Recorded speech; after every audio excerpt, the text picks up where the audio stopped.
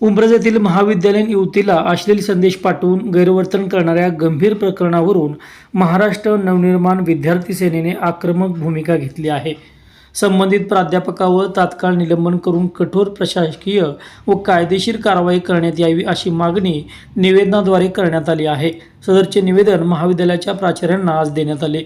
काल घडलेल्या घटनेच्या निषेधार्थ आज आम्ही महाराष्ट्र नवनिर्माण अध्यक्ष सन्माननीय राजसाहेब ठाकरे, महाराष्ट्र नवनिर्माण विद्यार्थ्यांचे अध्यक्ष मान्य श्री अमित राजसाहेब ठाकरे यांच्या आदेशाने आज कॉलेजमध्ये प्राचार्यांना त्या घटनेच्या निषेधार्थ त्या प्राध्यापकावरती कडक कारवाई व्हावी व त्याचं निलंबित व्हावं यासाठी महाराष्ट्र नवनिर्माण विद्यार्थ्यांच्या वतीने त्यांना निवेदन देण्यात आलं।